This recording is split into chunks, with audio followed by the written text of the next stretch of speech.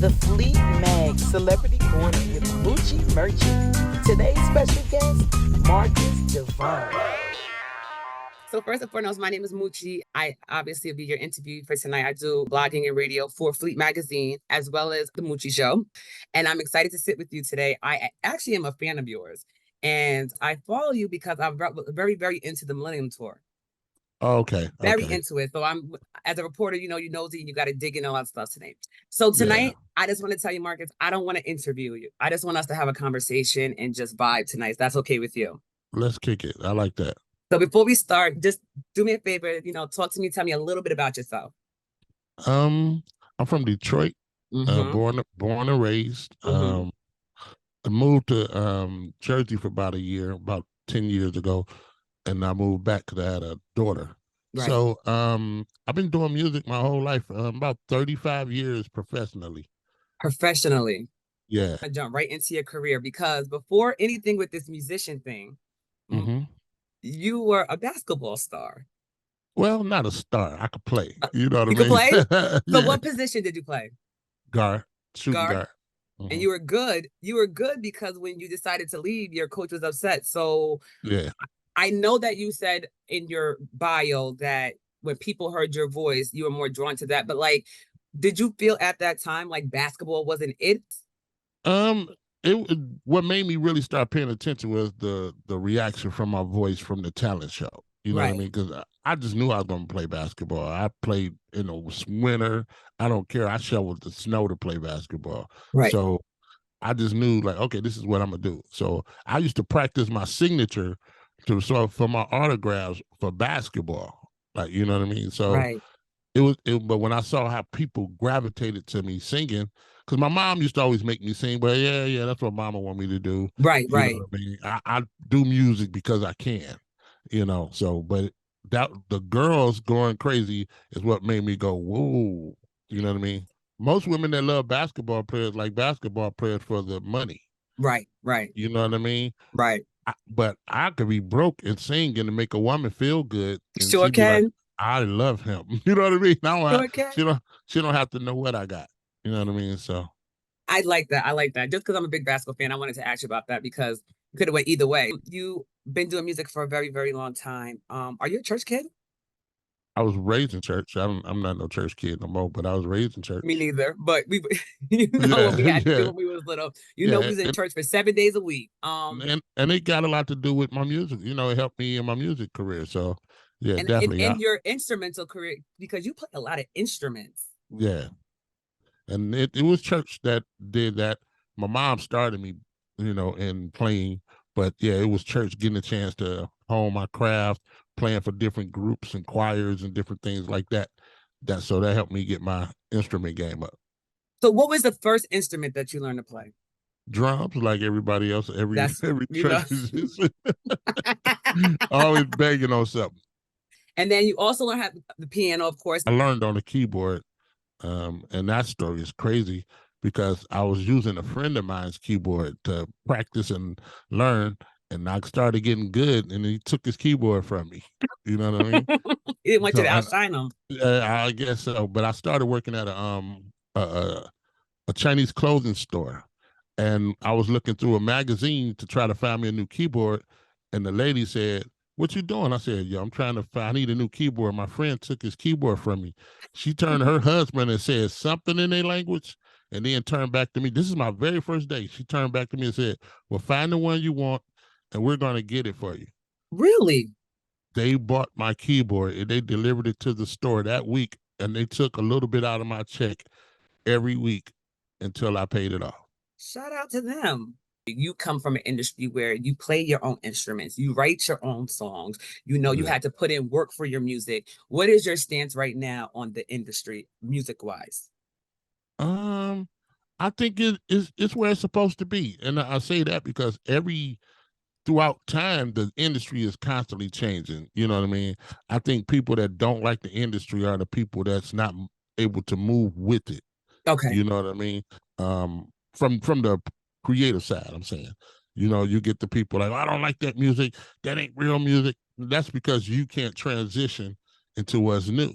You know what I mean? The same music that Marvin Gaye was making the generation after them didn't make the same music either. You're Like, right so about that. it constantly moves. So if you're not able to transition, you become bitter. So me, I don't have a problem with it. You know, I think we're at one of the best places we can be as creators, you know, because it's in our hands now. We Right. don't need a record label saying, sign with us and we'll distribute your record. I can go on DistroKid and distribute my record to everybody in the world. Again, being in your time, because you have done a lot. We're not gonna sit here and pretend like you aren't like the number one music director in like the industry, just moving, shaking, and jiving. You work with some greats. We worked with Genuine, Ashanti, you did the Millennium Tour. Mm-hmm. Right now in 2024, if you had to pick somebody that you feel could use your direction, who are two artists that you would pick, male and female? Wow, that's a good question. Nobody's asked that one. Out of all the interviews I've done this year, I told you we're nobody's gonna have asked a that. conversation, baby. Let me see. Brandy would be one. Really? I would love to work with Brandy, but that's either on stage or in the studio. So Okay. she definitely her. And I would like to do a country artist. I don't know Ooh. which one. Like I would love a Taylor Swift level gig. Like Really? something. Yeah. Wow. Because it'll open me up even more. You know what I I'm was about to trying to say, have say? you ever touched in that genre, played it in a No, little? not like that. No. Okay. So that will open me up even more, you know, and I refuse to ever shortchange myself or put a ceiling on myself. You know what I Right. mean? So I would love to definitely take a stab at it. So you won an award for the best tour. Mm-hmm. You had, and I'm not gonna lie, you had when that tour came out. I promise you, Marcus, if I felt like a little kid again, like that was like, Wow. oh my goodness, like these guys, like I remember growing up to them. So Mm-hmm. talk about the tour a little bit, because that's really big for you. Like, how did you put the tour together? How did you pick? What talk to us about that? Well, I just did the music part. Okay, like how did you know Ch- what music to pick or like how to well, flow? that's the beauty of it, of dealing with artists that's been in the game. Mm-hmm. They have a set of songs that they do that they got hit. So because there's so many people on the tour, you don't have time to do those songs that nobody know. Right. So you got to get up there and do all your hits. Did you make it to any of the shows? Yes. So you know what I'm saying? It Yes. was all hits. Yes. The I mean, whole I knew word for word for everybody that touched that stage. yeah. So it made it kind of easy because you don't have time for the fluff. Mm-hmm. So my job was to take the hits, make them seamlessly run together, and Mm-hmm. make them, you know, figuring out how to get the moments. Because the promoter said this. He said we had lunch one day, and he was like, "You have a gift that a lot of people don't have. You know how to take." He said a lot of these groups don't have show songs. They have Right. great radio songs. He Right. said, but you know how to keep them in their element, but make it a show. So that was my job, to try to figure out how to give the people the wow factor, but still the same feel of the stuff that they love. So Right. that And was you my did job. an amazing job with the set. Like Thank you, thank you, amazing, thank you, amazing. And that's why you won that award for the best tour because you did it. thank you. And till right now, like I just talked to Bobby V yesterday. He called me to help him do something to one of his shows. I'm not even working with him at this present time, but the relationship and the respect is there. He like, yo, if you say it's right, then it's right. Do you have an artist that when it comes to directing their music and just getting creative with them that it's just like a pleasure? Like you could Yes, just pick them and just keep going and going and going. I sure do. Oh, Kelly Price. really? She's so musical and her voice is so incredible. Um, that was one of my favorite people that I've ever worked for because I was a fan every day. Every time we stepped on the stage, even though I'm playing, Mm-hmm. I'm watching as a fan. Mm, You mm. know, her and Charlie Wilson would be my top two. For you, Marcus, being in this game so long, everything is not peachy keen. We ain't gonna sit here and everything is like the Oh Golden no, Girls. no. So during your journey, what is the one thing that you just absolutely despise about this industry? Ooh, now that's a good one. The greed, Mm, the um being so willing to stab you in the back, that type of vibe. Mm-hmm. And the insecurity. That's one of my main things I really hate about this. It's a bunch of insecure people, and when they get in a place of power, they have no problem showing off their insecurity. I mean, Right. they don't mind looking bad Right. to be insecure, and they'll take things that, or try to take situations away from you that Mm-hmm. will make you, that if they thought it was possible for you to steal their shine. It's Right. that. So that's my thing. I really hate the insecurity of a lot of the artists. It's Okay. a lot of insecure superstars. How did you maneuver? Because this is a conversation that we have to have. How did you Mm-hmm. maneuver through without or selling out or scandal? Like, how did you maneuver through? I love me. And that's really the bottom line. And I've been like that through high school. I got friends that used to smoke weed at school, and I was the one, the square. I was the one to be like, nah, I'm good. Because I'm not the person who gotta to touch it to feel it's hot. If I see you burn yourself, I'm the guy who gonna be like, nah, I'm cool. I ain't gonna mess around Right. over there and touch that. So um I always wanted the respect. So I'm not the artist or the producer. You're gonna come to the studio. We ain't getting high. You know what I mean? We're Nice. not getting Nice. drunk. Like, Nice. we gonna work. If we ain't working, I don't need to be at the studio. I'd rather be at home with my Nice. kids. Like, you know what I mean? So that's how I was able to maneuver. I had boundaries, Right. early on, very, Right. very early on. Again, you've worked with Ashanti, Genuine, Silk, Destiny's Child, Mario, Kelly Price, Monica, Shirley Murdoch, Brownstone. When in this entire journey and in this busy life did you say, okay, now I need to make music? Um, I always did, but I just didn't take it as serious. It was like, oh, I could sing. Let me Mm-hmm. work on something. So I had did a project a long time ago while I was on the tour, and everybody liked the record, but my thing was I always had this I don't want to be an artist thing, so I would do it and just okay. So I have a Right. couple projects out right now. I just Mm-hmm. didn't do the promotion to them. It was actually Dave Hollister is the reason I even did the project. He called me one day, was like, "Hey man, it's time for you to do a record, man. You be sitting messing around. You need to do a record." And that was like on a Thursday, and the next week was Thanksgiving. So I Mm. said, you know what? On Thanksgiving break, I'm gonna start a record, and I end up starting the record, and that ended up being the matinee. Let's talk about the signature shades. What made you pick shades? Because Out of all things, you could have picked sneakers, t-shirts. I have a lot of those too, but I have about 1,000 pair of shades that's not mine. And this one day, I was like, man, I'm getting tired of spending all this money on sunglasses. And my wife at the time had an eyelash line, Mm-hmm. and I was like, yo, who do you? I mean, hook me up with your vendors. I think I want to start a sunglass line. So she hooked me up with her people, and I started testing them. They were sending me samples, and I'm like, nah, until I found the ones that I like. And this was in, I want to say 2019, right before the pandemic. Mm-hmm. In February of the pandemic, the tour shut down. Everything shut down. Mm-hmm. So I'm so glad I started the line because that's what helped me make it through those 2 years. My Shout out to you. sunglasses, I paid for my wedding, everything just off of sunglasses. So before we leave here, make sure you plug how people can get those I because sure will. I we sure will. definitely have to do it. Working on your project right now, you have your sunglasses line, you're married, you have children. Yeah. When does Marcus find time for him? And all of those things you just named, being with my Mm. family, being with my wife, that's my time. Right. I'm not no studio rat anymore. I used to stay Right. in the studio to 2, 3 o'clock in the morning when I was young. I lost a wife like that. You know what I Right. mean? So this is my second marriage.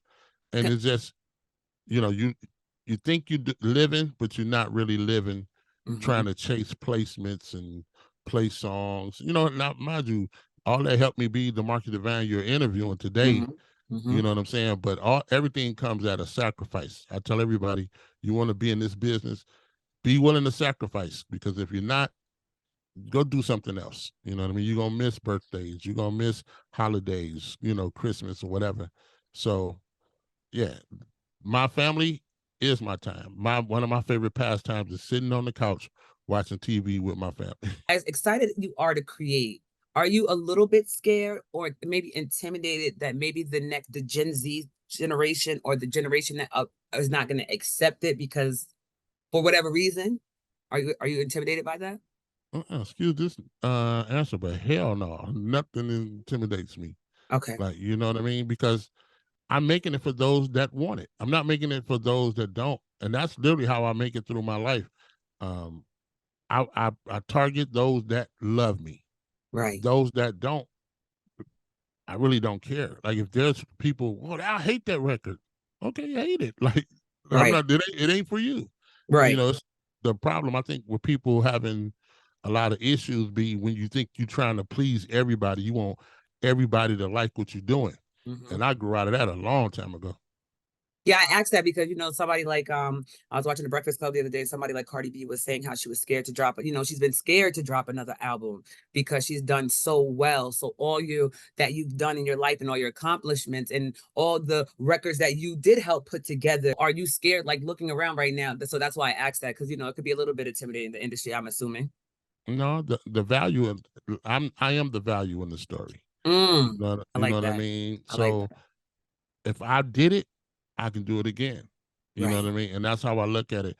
I remember I went to a Kirk Franklin listening session, and he said the same thing you said about Cardi B, that the fear of the sophomore album. I know you probably heard that, the sophomore jinx. Yes. People be scared to put out their next record because the last one did so good. You're gonna Right. have some ups and downs.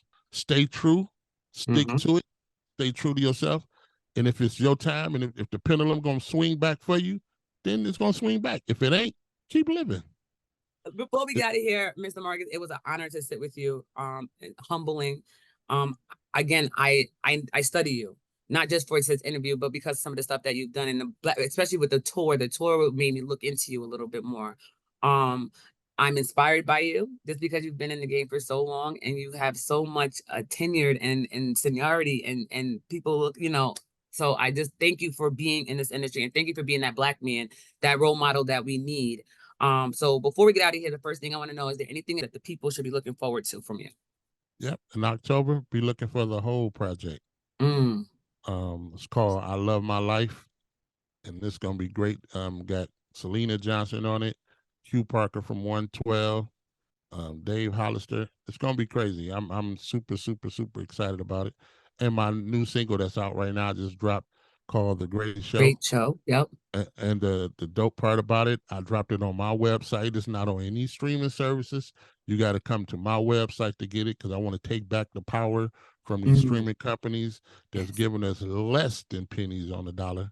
Yes. So, and with my single, if you buy my single at my website, you get an affiliate link that if you post it, you get $1.20 every time somebody buy my single through your link.